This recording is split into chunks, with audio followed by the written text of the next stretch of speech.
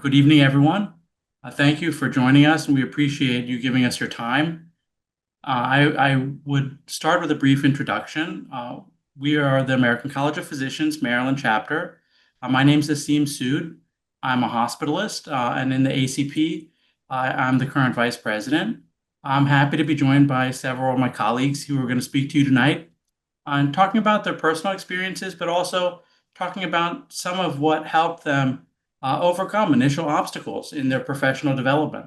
And I'm hopeful that this would be a fruitful exercise for all of you to try to learn a little from others' experiences. And also, we'd be happy to have your comments and feedback at the end. First speaker of the evening is going to be Dr. Omer Bajwa. Dr. Bajwa was involved with the American College of Physicians very deeply throughout his time in Maryland, I would say, and he rose to prominence as chief resident, and he also served as CRAB co-chair, and is currently a hematology oncology fellow. Dr. Bajwa, please take us away. Yeah, thank you. Good evening, everybody, and nice to meet all of you virtually. And thank you for the kind introduction, Dr. Sood. And I would like to welcome all of the residents who have matched this year to their residency. And we'll get started with our aim today. And my topic actually. I wanted to talk to the residents today, especially interns, and our talk today for 1 hour, which is total. My first part, I would like to take at least 15 minutes or so of yours, and my objective would be that for interns, especially who are IMGs, how can I give them some pearls or so that they can learn the US healthcare culture and US healthcare system. And so that will be my objective. And this is all in consideration that I understand in IMGs, when they match, they come into US from all across the globe, and they have their own culture, they have their own identity. What the new beauty starts here is when everybody's in the US. I think most important is we have to learn the US healthcare and US healthcare culture. And so how can I make that cultural transformation and health system setting better for you? That would be my objective. So first, I would like to congratulate everybody for the match. And yeah, that's a huge achievement. And I know I can imagine all the hardships and hard work and effort you guys have put in here. But now, since you're here, let's see how can we thrive here.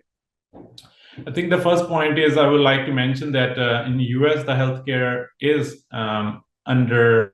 segregated in different institutions, hospital being the one, but there is health delivered in many other areas of the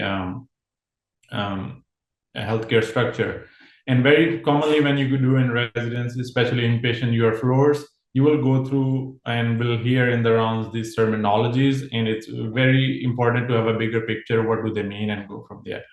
The hospital you will be working, but long-term care, nursing home facilities, rehabs, different kind of rehabs, and elderly assisted living facilities, and elective surgeries centers. These are the bigger areas where in inpatient world, when your patient comes in, after he's been taken care of there, he will be going to one of these places if he's not going home. Very important. So that is the one. Further down in the clinics, you will be seeing a patient population which will be coming from home or versus other areas. And in US, there are different types of hospital, but the bigger categories, I personally say them like 2 or 3. One is bigger academic place, which is a teaching or tertiary hospital. Mostly university affiliated residency programs are there.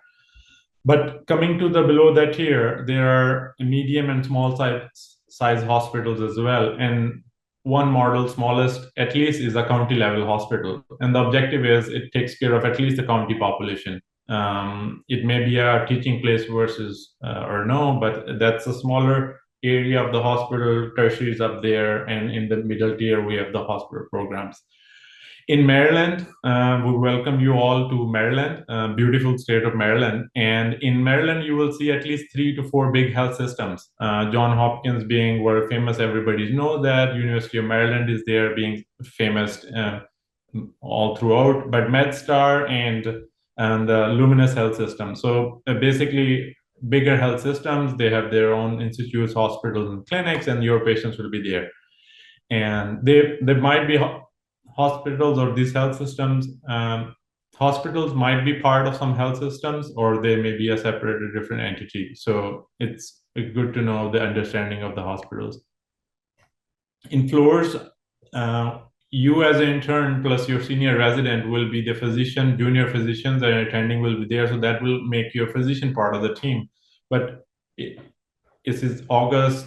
People who have been started from in-person rotation, you guys have seen that the team will be at least 7, 8, 9, or 10 people. So it's good to know what is their role and why they are here for, and if you know that what their duties are, and you will get to know medicine is a big team job, is a big team task. Doctor all majority of the part takes care of the health of the patient, but the other issues which come with the health, social aspects, things like that, there are other people. Nurses, CNs are there, techs are there, they have own roles. Case manager are important. I mentioned some factors. They take care of those factors. That's their role. Then there are clerical staff on the floor. You can ask for help and what they need, documents. Language interpretation is there in person versus virtually. In the floor, you can ask people or person who work there what kind of facility availability they have, and they will. It can be a real person, iPad, iPhone. Another area in US, I think as a IMG interns, you should be familiar, health insurance. And this is also divided into bigger tiers. I divide Medicare is from the government and it's for elderly. It covers most of their care. Then Medicaid for disabled people. This is probably you're aware. Medicaid mostly is from the state government. And the last is private health insurances.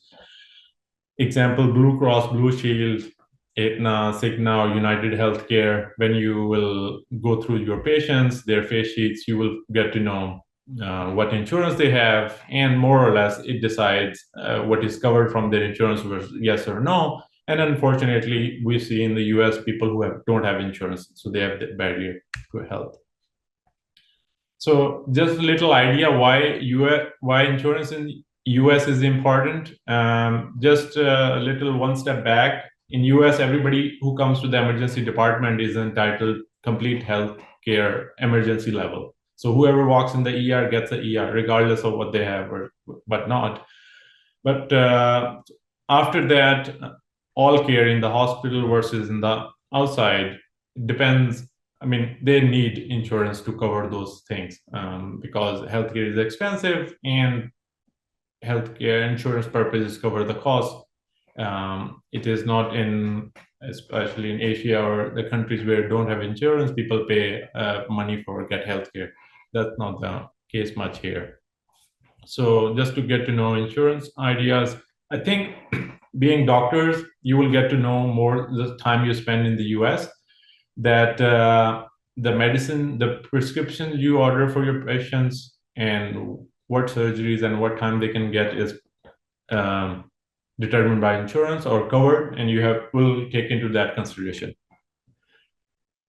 Just a big pearl for the interns that EMR is another new area where you will be working, and most, if not half of your time will be in the EMR. So you can practice that well, ask your seniors, ask your colleagues, make some teams, have some sessions, sit together and, master this EMR. I mean, how can you proficiently use it, get the data from it efficiently so that you can, it's all medical history, so you can grab from there.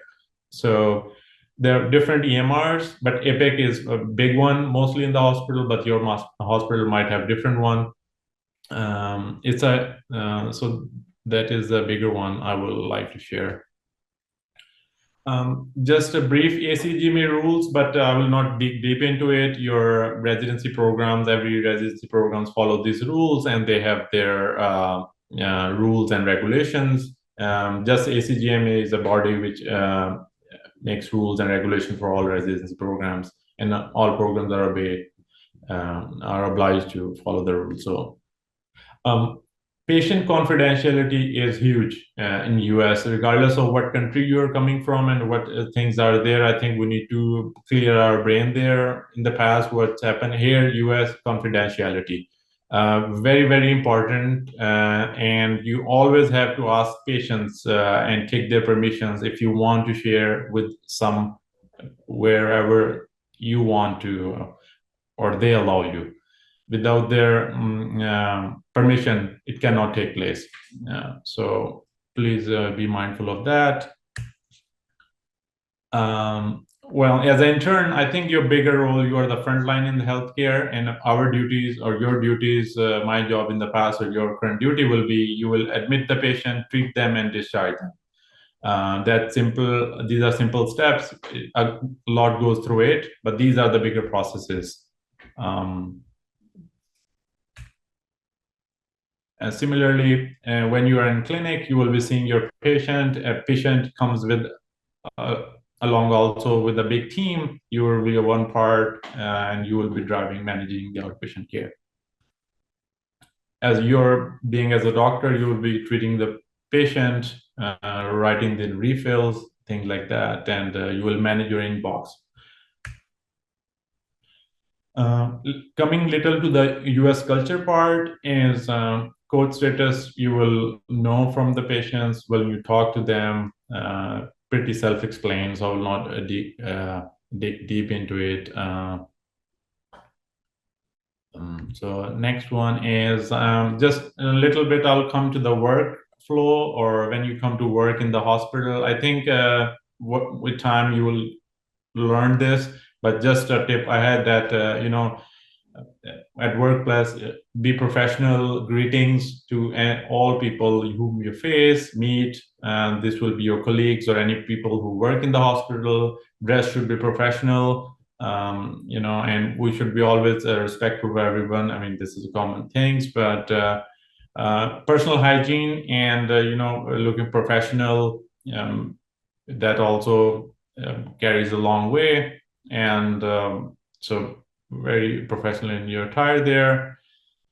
I think just some professional tips I would like to recommend to the interns. These are just common professional skills, but gossiping should be avoided as being good professional. And what I will recommend is English. If you speak another language, if in your hospital or workplace, go with only English. And if there's a person in the room or work people who do not understand the native or other language, try to avoid in a non-English language when other people, especially from US or anybody is there with you. The general perception is, because if you talk with some other language, it doesn't look good, and other person perceives that somebody you're talking regarding to something. So just a general bigger, you talk with the same language with everybody. And electronic communication, big one, emails, text. If you colleague attending, program director, always greet with good morning and hi and thank you at the end. J visa is a big one. IMGs come on the J1. Please know the rules of the J. And this has all limitations. Follow the visa limitations. So that's a big one. Chaperone is one I would like to mention. If you are opposite gender of your patient, you must request a chaperone in the room and examine the patient, especially in the sensitive parts.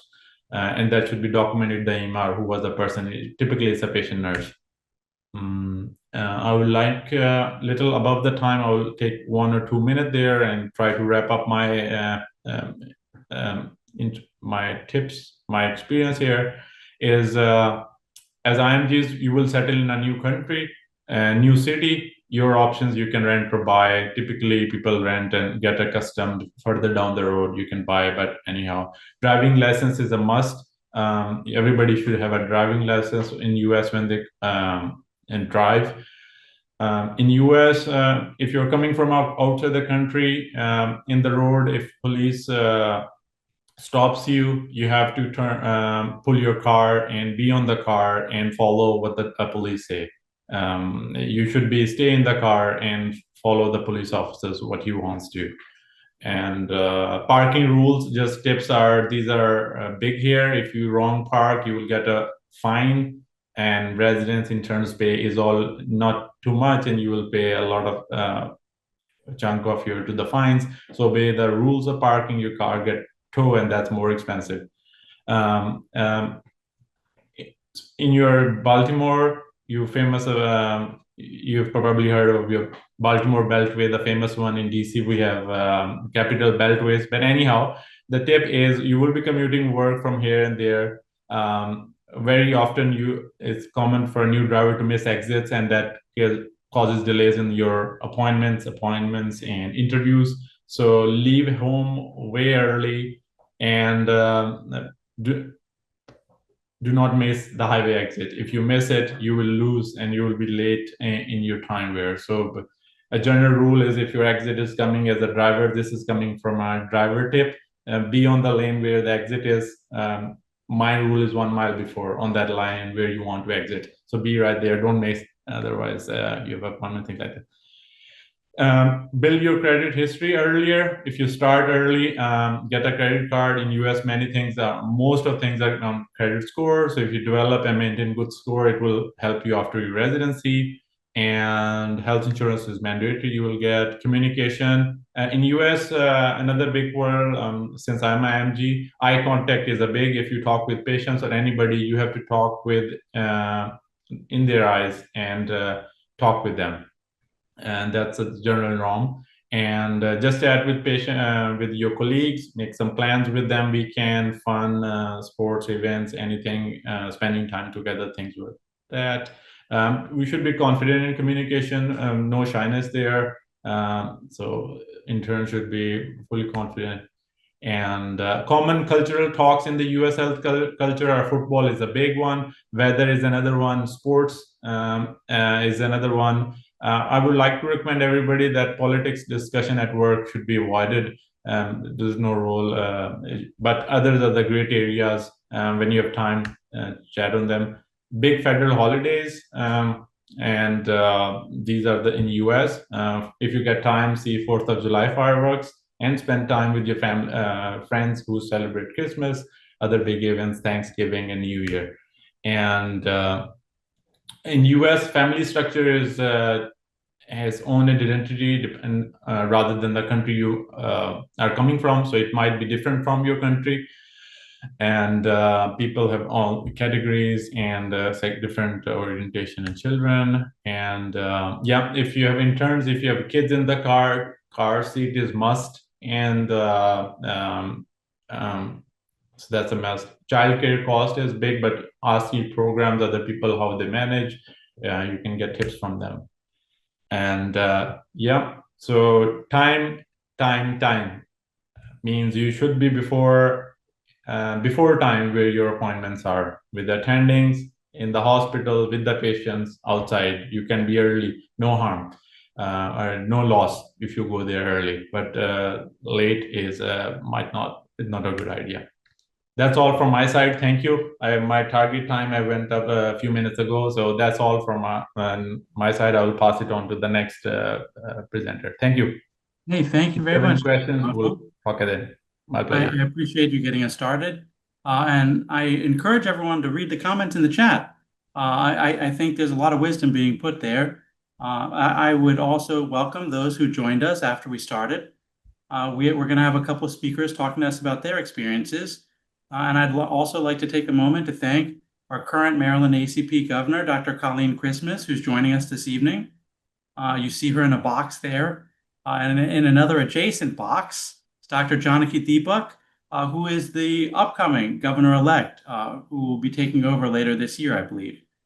So thank you to both of them for joining us this evening. If you get involved with the Maryland ACP, you'll get to meet wonderful people like both of them, who I think have taught the rest of us on this call quite a lot. So the next speaker for the evening, I think Dr. Gautam, is it okay if you go next? Sure, happy to do that. So Dr. Shakti Gautam is our former Chief Resident Association of Baltimore co-chair. She was Chief Resident at the MedStar Combined Internal Medicine Program, where I understand she managed about 6 million internal medicine residents. Seems very challenging across multiple hospital sites. And it was our pleasure to work with her. She also joined us at Leadership Day. I'll give a plug here for Leadership Day every spring. If you get involved with the Maryland ACP, we visit the United States Congress on Capitol Hill. We get to meet our representatives face to face. It's a wonderful experience. I think it'll really inform your opinion on the modalities with which we have to deliver healthcare. I appreciate all of Dr. Gautam's contributions in that regard. Currently, she has graduated from her residency and is at University of Pennsylvania as an infectious disease fellow in her first year. So I greatly appreciate her joining us this evening. Dr. Gautam, please.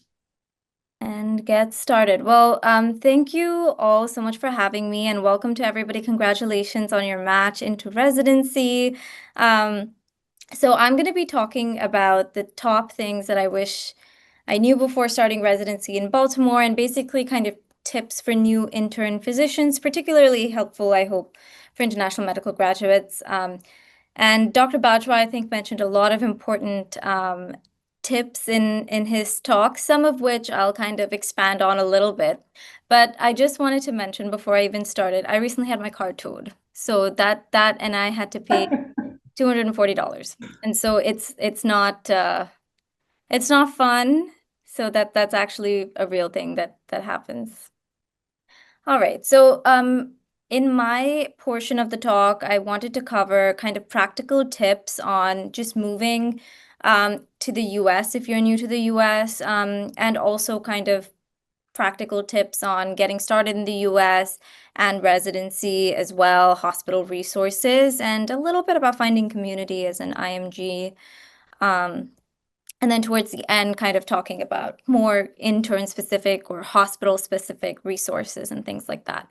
So you guys might already have this kind of squared away, but I know that this year there's been some delays with visas getting approved, etc. And so in case you're like brand new, just try to get your social security number as soon as possible. Like this is something that's really going to be important for your payroll, taxes. You can get a bank account even without it, but you know, like for credit cards and things like that. Call your local Social Security office. It's kind of linked to your zip code. So call them, see if you need an appointment, ask what documents you need. Typically, you'll need your passport, your visa approval information, your I-94, maybe proof of address and employment verification and things like that. You'll get a physical Social Security card. And this card should not be kept in your wallet, shouldn't be left in your car.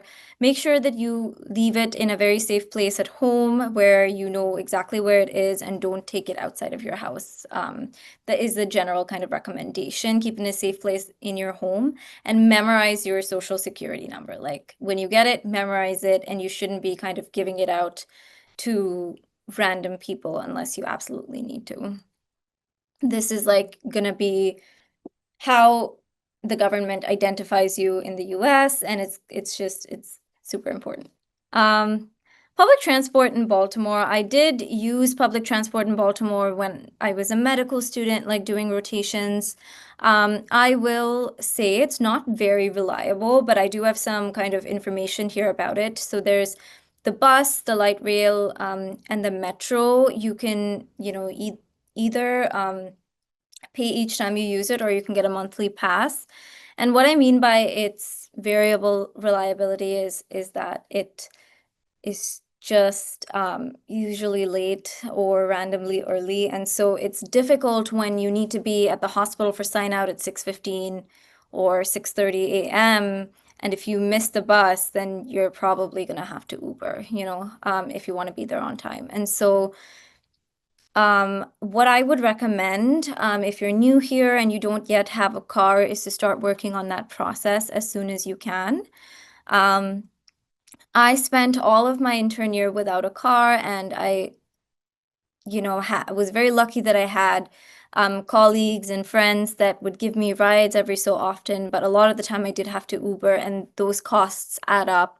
And so I would definitely recommend that you work towards trying to get a car. And I have some information on that a little bit later. There is also, like, if you live downtown and want to just for recreation, explore the downtown region, there's a free downtown shuttle called the Charm City or Baltimore Circulator, and they offer like 4 or 5 different lines, and it's free. And that information should be available on like Google Maps and things like that. It also connects to the water taxi and the MTA office as well. The water taxi is like on the harbor east side of Inner Harbor, and it's really nice and it's free and beautiful. Uber and Lyft for the intermediate period when maybe it's later at night or you just don't want to rely on public transportation. Tips for this is ask some of your co-residents, like if they're going to the same hospital, maybe you can try to share rides, and that way you're cutting down on costs. If it's late shifts, at least for my residency, in the beginning part of the year, like they were offering reimbursement for Uber and Lyft, especially like for the first maybe couple of months. And then after that, even if it's a very late shift and you're too tired to drive, if you have a car or take public transport, use Uber and Lyft. Definitely consider safety when you're commuting at night. There are pockets in the city that are not as safe as other regions. And so just if it's very late, if it's after dark, just bite the bullet, take an Uber, and safety is paramount. I also wanted to mention, taking the train to DC. One of the perks of living in Baltimore, actually, there's a lot of perks to living in Baltimore. One of it is the fact that it's so proximal to DC, or the proximity to DC. And so there is a very quick, like less than 1 hour train. The MARC train's like 40 minutes from Penn Station to Union Station. That's downtown Baltimore to like DC. And it's just $9 one way. And so if you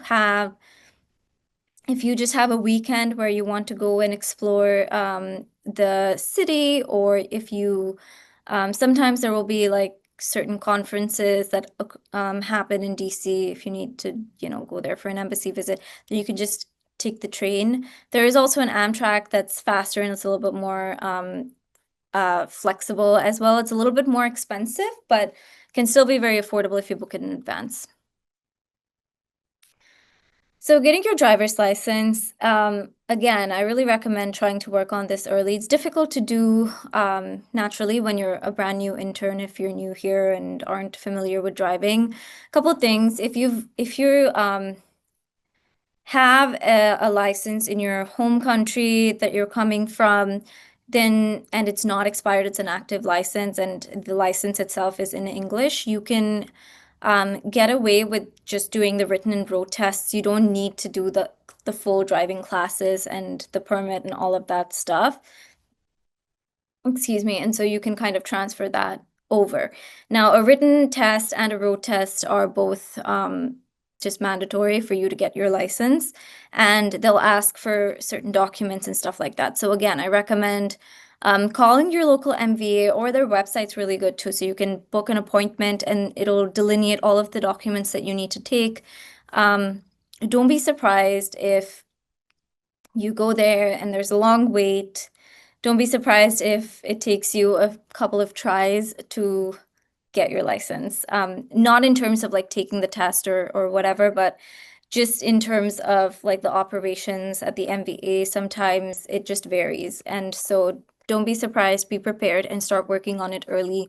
There's like resources out there, ask your seniors about like what apps to use to try and study for these tests. Definitely practice ahead of time, even if you're like an experienced driver back in your home country. The roads here are different. I'm from India, and so like not used to like stop signs and lanes and these big highways and exits and all of these things. So it was helpful for me to practice and my friend and now partner kind of helped teach me, but there's also at the time, but also there's driving schools and things like that. So if you have an international driving permit or a driving license, you can drive on that for up to a year, depending on what it says. You're also, and don't quote me on this, check or like look into the updated kind of guidelines on this, but I believe if you have a foreign active license, you may be able to drive on it for 6 months as like in the interim while you get your new license. But definitely check, and I'm not sure about that. So once you get your driver's license, or let's say you already have your driver's license, actually like getting a vehicle, here's just some tips or things to consider. If you're going to buy a car, most of us would have to either lease or finance the vehicle because we don't have the money up front to like pay for it in full upfront. And so if you have a higher down payment, your kind of monthly payments and subsequent payments will be lower. So factor that in and see how much you're able to put down upfront if you're financing a vehicle. If you are choosing to finance a vehicle, which is that you're taking a car loan and paying off the loan monthly to whatever your lien holder may be, if you're choosing to do that, I would suggest looking into credit unions as an option to finance your vehicle rather than banks, like a big bank or even the car dealership, because they often do offer lower interest rates or APYs. And so uh, just look into that and shop around because current APYs are high. They're about 7 to 8%, probably, or maybe more. And so just look into that. The other option would be to lease a vehicle.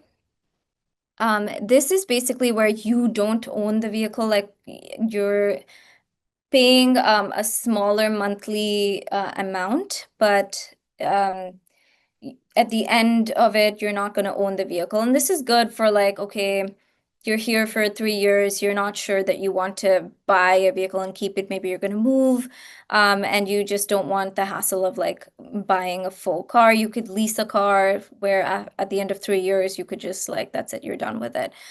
There are mileage limits, like annually, you can't exceed 10,000 or 12,000 miles per year. So just kind of look into how much you travel and what your priorities are.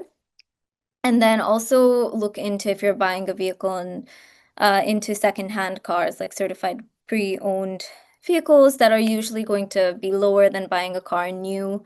And also, these kind of brands you're able to find these brands as well.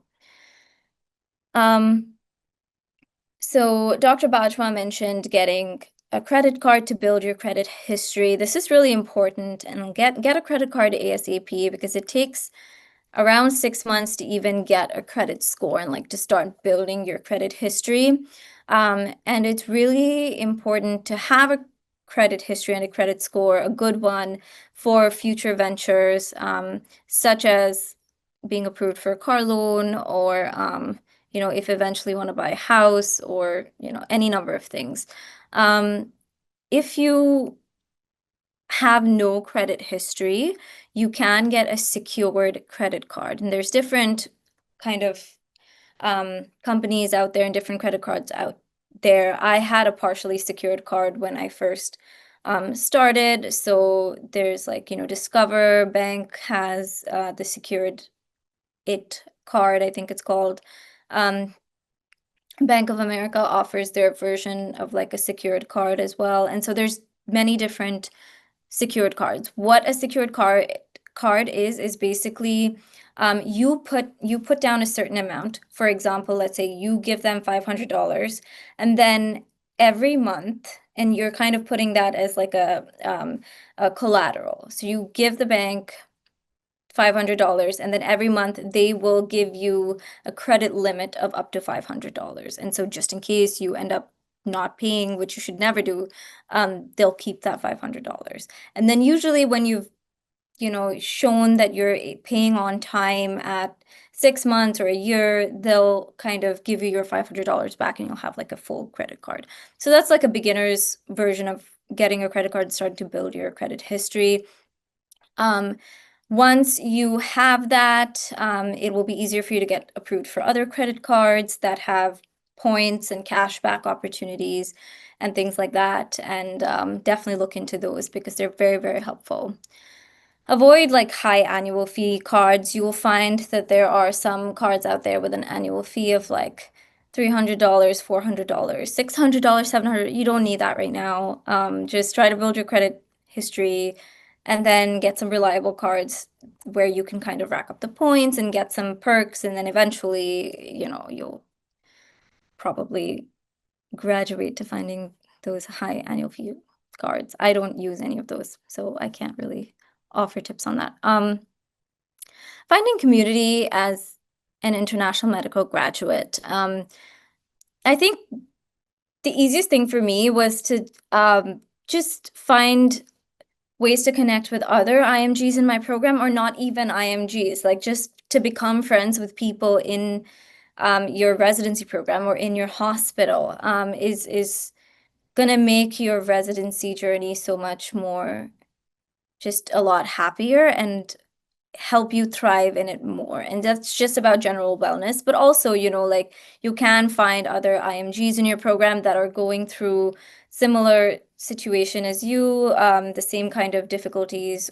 or worked to get here, and some of the same barriers, and kind of just more understanding there. And so you can definitely find a community with that. ACP Maryland offers a lot of like meet and greet opportunities. Conferences are a really, really nice way to meet other people as well. So definitely consider that and keep an eye out for emails from Mary Ellen.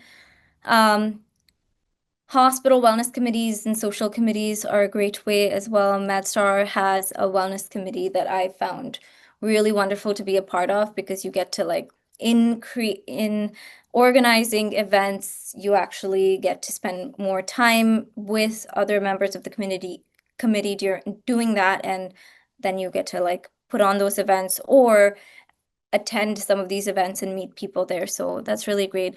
And places of worship are obviously, if you have a faith, you'd be able to find a community there. I have friends who volunteer at their local churches. I love going to temples as a Hindu, and then there's all of these different places of worship, including mosques, gurudwaras. My friend has told me about the YMCA as just like a nice way to stay fit, but I think you can kind of explore the why and maybe make some friends there as well. Hospital resources, just ask your seniors about what you need to know in the EMR and kind of try to master it as soon as you can. If it means staying a little bit later in the hospital the first few days or weeks of your like service block and learning these things, it'll help to make your life easier. And then identify like senior residents or fellows as go-to mentors, like find somebody that you can be like, hey, what do I do here? Or I'm not sure what to do. Dot phrases or templates are very useful. And so things like, for example, CHF or pneumonia. And I'll talk about this a little bit in sort of learning as an intern, but if you have a patient with CHF, go and let's say you go on UpToDate, right, and look that condition up. Make like a template or a dot phrase being like, these are the things I would normally do in this scenario. So I would check this test. I would start this medication. This is GDMT. And so create a dot phrase. It will then become a useful reference for you later on, rather than you going to the same UpToDate article every single time, which you could do, but this could just be a way to save time. Be participative in multidisciplinary rounds, be participative in sign off, and like really pay attention to get to know your patients.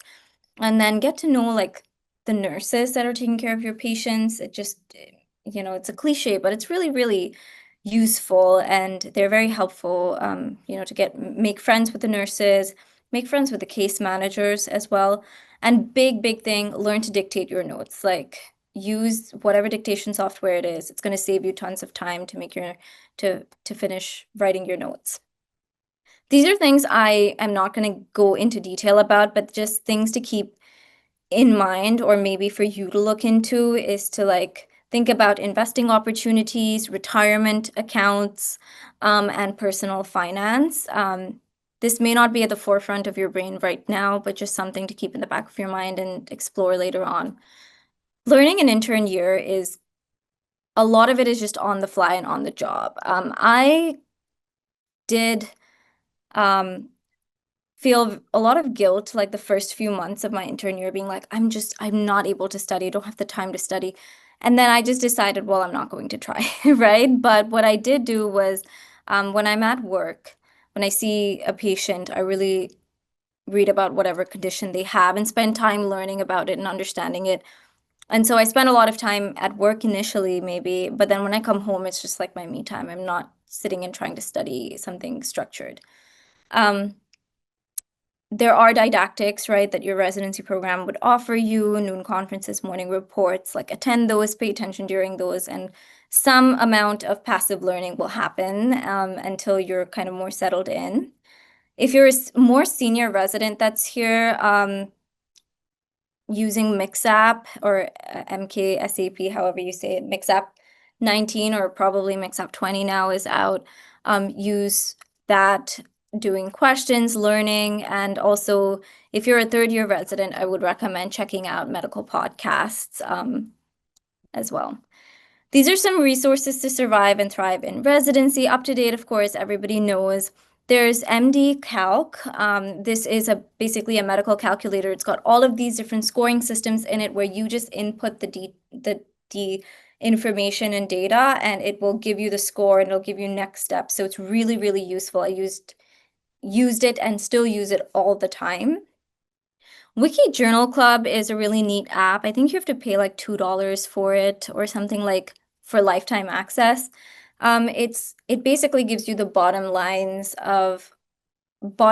of like major landmark trials, and so that's a really cool resource. The Ozar Guide, I don't remember if I had to pay for this, but it's also a resource that's available.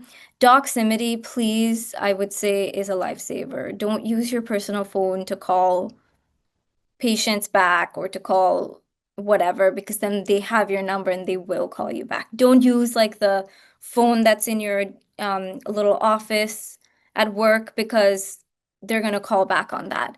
Doximity will kind of anonymize your caller ID, and so if you call, you're able to leave a voicemail if you miss them or whatever, but they're not going to call you back like 20 times on that. And last thing, kind of just exploring Baltimore itself. There's a lot of different nearby cities, of course, but Baltimore itself, Patterson Park's beautiful. Inner Harbor is so beautiful. There's a lot of museums, like art museums, and gardens and arboretums and things like this, and a lot of different hiking trails. So it's not just Inner Harbor and restaurants, like there's a lot of different things to do in Baltimore, so just keep that in mind. And these are my final tips, and that's kind of all I have. I'm sorry if I went over time, but this is my email address, and I'm happy if you have any specific questions, feel free to email me, and I'll be happy to get back to you when I can. Hey, thank you so much. That was wonderful. And I appreciate you're the closest to this of any of us. And I think that, a lot of what you shared, I wish I would have known when I started.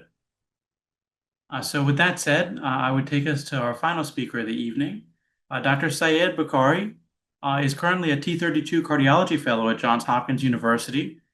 He has a tremendous passion for academics and teaching, and I'm grateful that he's given us some time this evening to talk to you all. Currently in the American College of Physicians, he serves as one of the co-chairs for the Early Career Physicians Committee.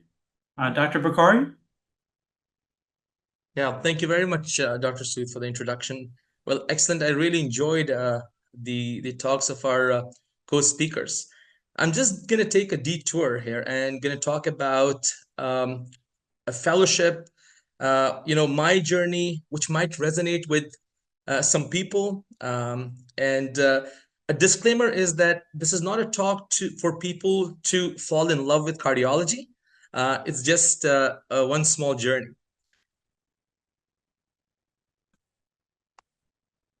All right. So in this journey, I'm going to be talking about not finding mentors, but making mentors. And the alphabet S at the end of mentor is very important, which I'm going to talk about in a bit. The story is about believing in opportunities rather than believing in luck. And rather than learning to do, it's about unlearning to redo. So I come from a small city called Quetta in Pakistan. It's a mountainous city. I went to my medical school to Lahore, one of the most vibrant cities in Pakistan, also known as the educational hub in Punjab, Pakistan. It was Allama Iqbal Medical College. My initial fascination with cardiology comes from the observation that I made at the time when I was in medical school that this is one of those specialties, or actually a unique, the only maybe specialty that intersects between physiology and pathology. And I would like to tell you why. The heart rate of 150 in a newborn is physiological, while the heart rate of 150 in an elderly person is definitely pathological. Similarly, when you see a thickened heart on echocardiogram in an athlete, this is normal or physiological. But similarly, if you see a thick heart on echocardiogram in an elderly person, this is definitely pathological. Similarly, this fascination also came from how, with the help of the rhythm strips, you can detect a wide array of diseases that are going on in the heart. So during the medical school, this was my first case report. I was very happy. It was about pericardial effusion. And the time went by. So from medical school, it was internship. And then I started my medicine residency in Pakistan. So I spent 2 years in Pakistan as a medicine resident. I saw diverse cases, really helped improve my clinical proficiency because as you probably would know that in Pakistan, similar to like in India, so in that part of the country, the world, there's a lot of emphasis on clinical bedside diagnosis. So that was very helpful in that way. And I had a deep sense of purpose because I was serving my community, which helped me become a doctor at that time. But there was something missing at that time. While I was a clinician, I was not a researcher, which I really wanted to be. And actually, it was this push to become a clinician researcher that made me make this life-changing decision. I call it life-changing because it's a huge decision that you make to come abroad. As you all know, being an IMG, there's a big push for academic pursuit. And in the meantime, there are multiple pulling forces that keep you at home.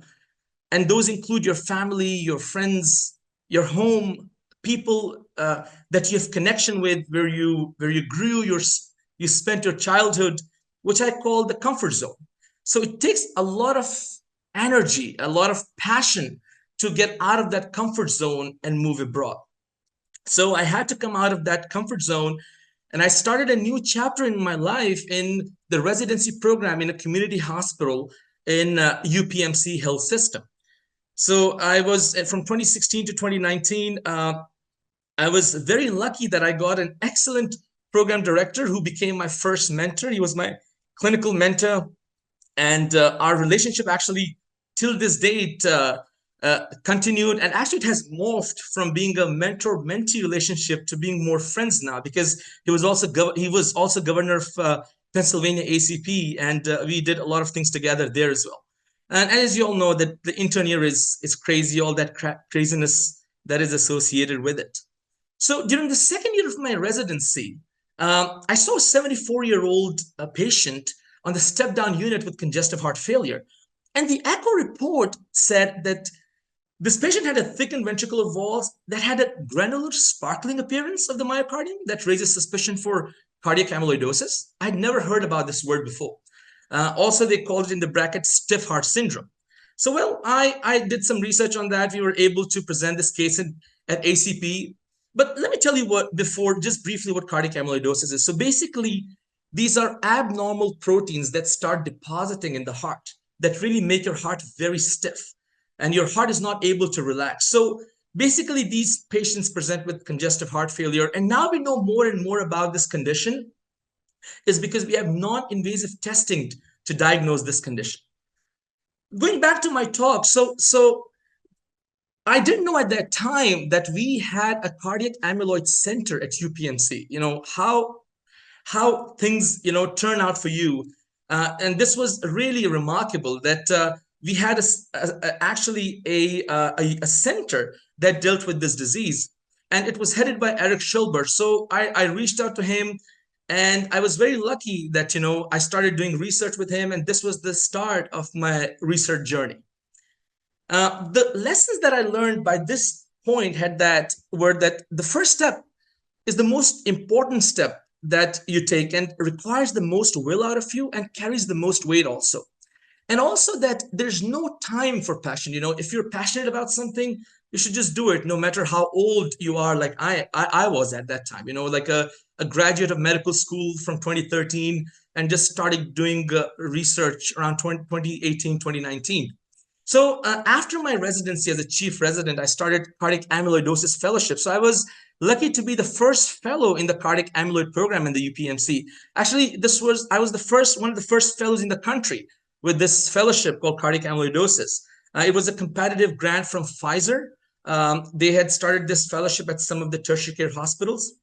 So this was the start of my research journey. So it started gaining momentum. I was able to publish some work. I was fortunate enough to get some honors during this 2 years of my fellowship. But as you all know, that there isn't any script that is complete without twist. So in my road to become a cardiology fellow, there was now a big obstruction in the form of my visa status. So I had to switch my path. I became a hospital medicine attending at Temple University from 2021 to 2023. I alternated between being an intensive care hospitalist and the general floor hospitalist. And I would like to tell you, I really loved this time being a hospitalist. I was a new attending, and the diversity of cases that I saw, I really enjoyed it.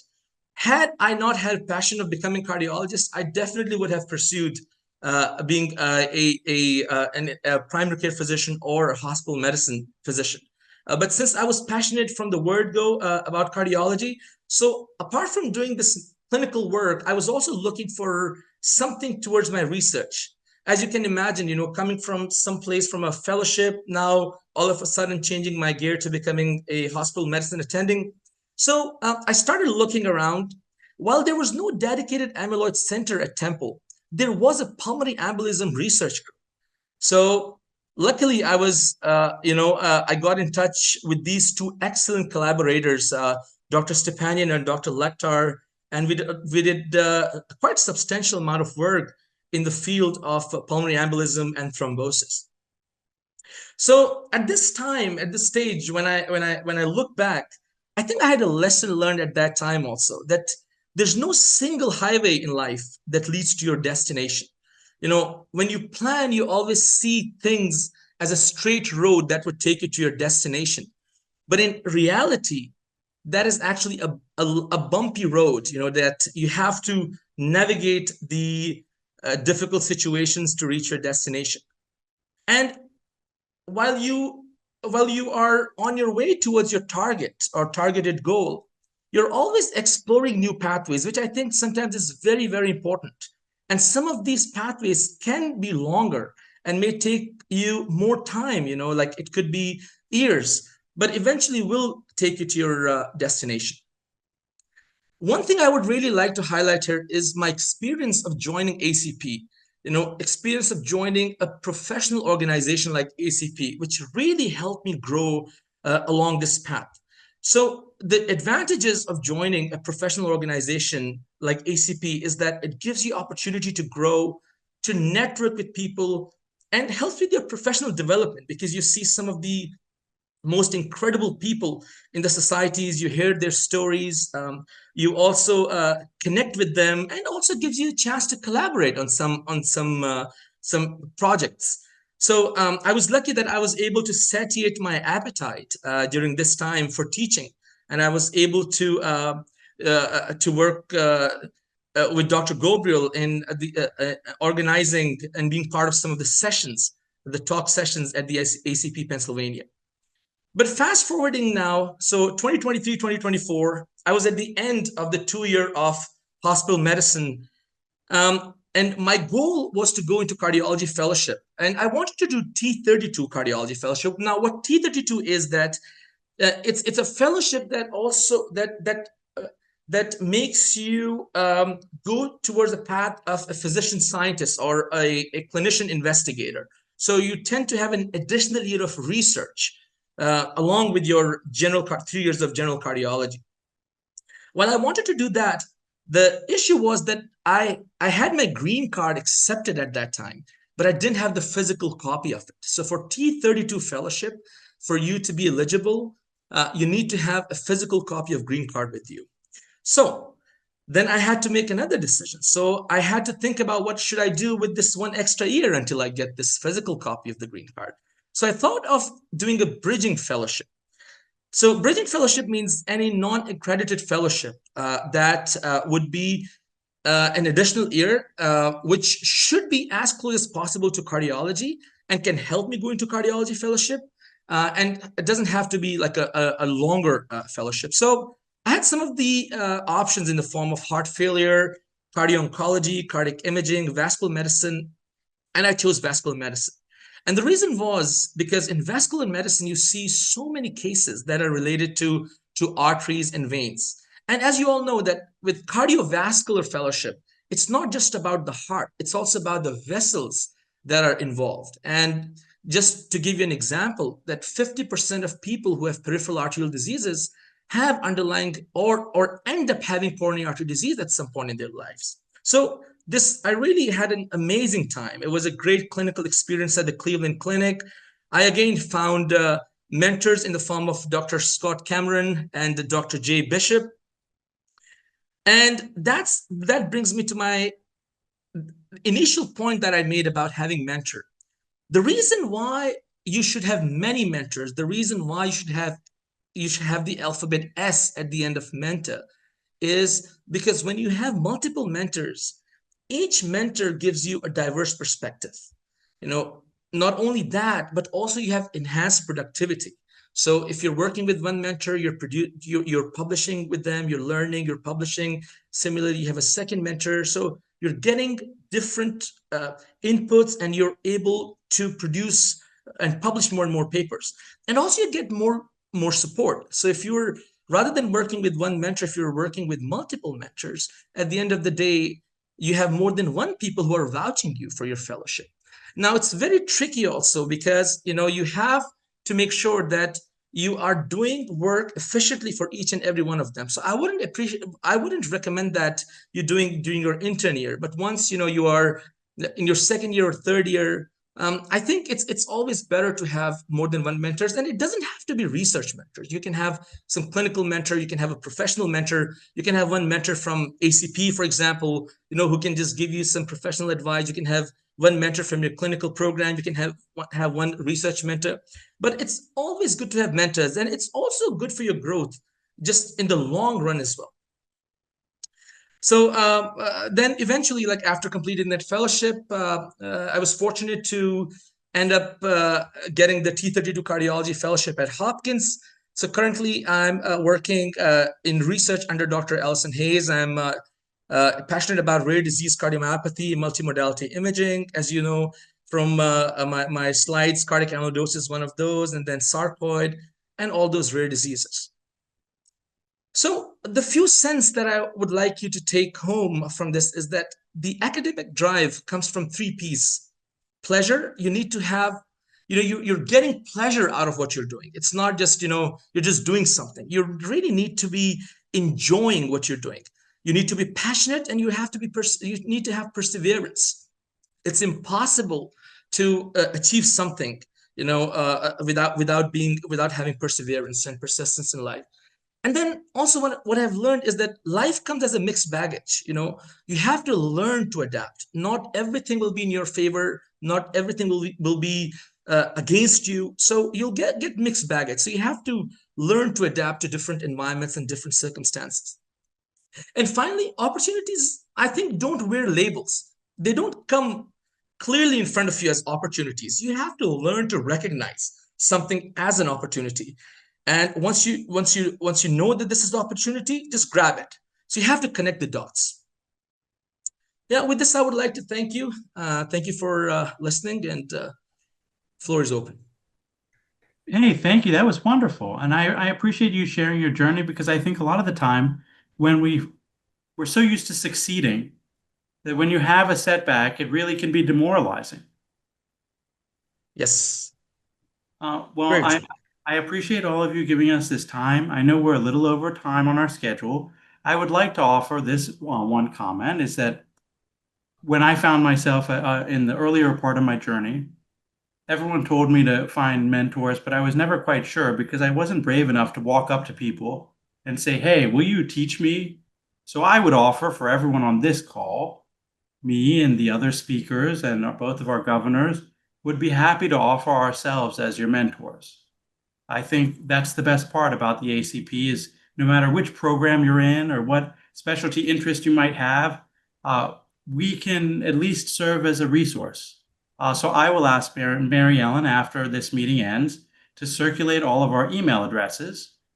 In particular, if you find yourself struggling with the EMR, which I did in the beginning, I work in clinical informatics and can help you with that to get smart phrases and personalization stuff to try to save you time.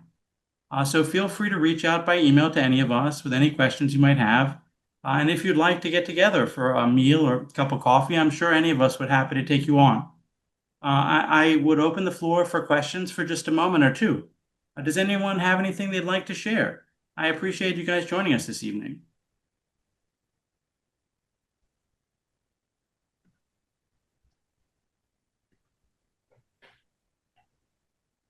Okay, well, I appreciate everyone's attention, and please feel free to reach out to us. And also look out, as Dr. Christmas rightly said, we have a lot of programming coming up in the next couple months. There are story swaps that happen very regularly that I encourage you to attend. They really help with avoiding burnout and connecting to other humans outside of work. And we also have some in-person events throughout the fall, and we'd be happy to get to meet you guys and try to help one another. Dr. Christmas, Dr. Deepak, any other closing comments here?